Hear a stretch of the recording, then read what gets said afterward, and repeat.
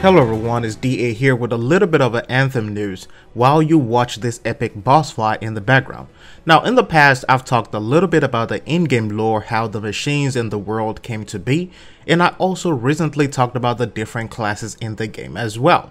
Now today I'm going to be talking first about the drops and the customization. Now it has recently been revealed that while each person have their own class selection, there are more customizations that goes into the diversity of each gameplay. You may be a Storm or a Colossus, but that will not stop you from customizing your ability sets and ultimates to feel different and to compensate other classes. And that is one of the things that is spoke about when it comes to combo sets and how to build up your damage. Now a Storm can put together customizations that can let them play the role of a crowd control or make them a little bit faster when it comes to them going against some of the other classes, or make them tougher when it comes to them being compared to the Juggernaut, which is the Colossus. Now another great thing to point out is the fact that each Javelin has several sets and customization of ultimates, or what is commonly known as super abilities. This also means that though you and your friend may play the same class, both of you could be a Juggernaut, maybe a Colossus, but your ability sets can be different and fine-tuned to fit your own perfect niche. And that's one of the beautiful things that I like about it, is because it starts pulling in that little bit of a RPG style to it, being able to customize and play the way you want. Now the next thing to talk about is going to be upgrades and drops. As you progress in the game, you start getting access to certain regions of the world, but your gear will start feeling underpowered and underwhelming when facing some of these enemies in different factions. And this also means you need to get more powerful. So to get powerful, you start upgrading by using different drops and gears from different events and rewards from killing bosses and more things within the world.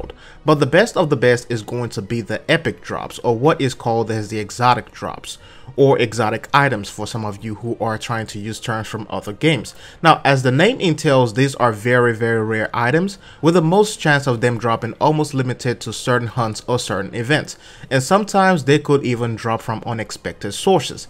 Now this is where the end game comes in. The epic gears are sometimes weapons and different abilities, but contrary to the common setups, these rare items will come with unique effects and unique abilities as well, and that is what makes them more powerful than the rest of the common drops. This could also give you a chance to turn the tides of battle if possible or if needed, and I'm also sure the chances of them dropping will be higher in more tougher zones or tougher bosses or tougher regions. Now the devs also displayed the strength of the ultimates within the game, and I have to say that really looks good. The base damage and the base numbers are incredible when you compare them. They seem to do it justice, so I will say I'll give them props for that. Now some of the numbers are also about 5 to 6 times the regular damage numbers, which is one of the things that you will expect from an ultimate ability. And the ultimates are just not limited to damage alone. Some of them have tactical and CC capabilities, which is one of the things that makes it more diverse when it comes to the builds that you use. Lastly, let's talk about the in-game combat.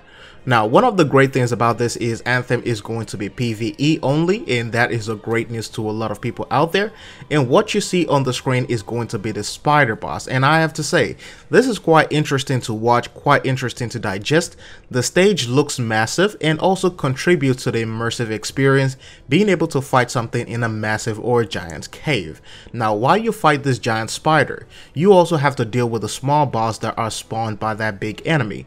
This makes the fight a little bit dynamic. One person is trying to concuss or damage the boss, while the other is trying to deal with other things within the environment, which could include the small boss or maybe dealing with the terrain.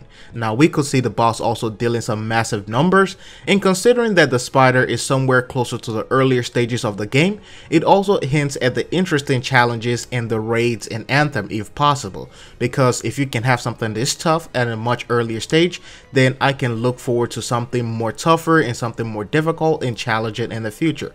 And that's also part of that end game that a lot of people will be looking for. Now the game also features different approach, such as a stealth mechanic or different approach to each situations.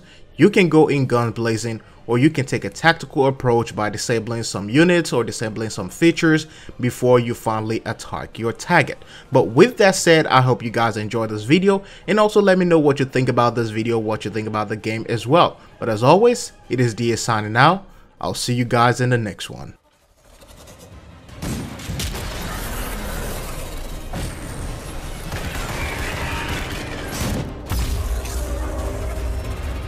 this battle isn't over yet.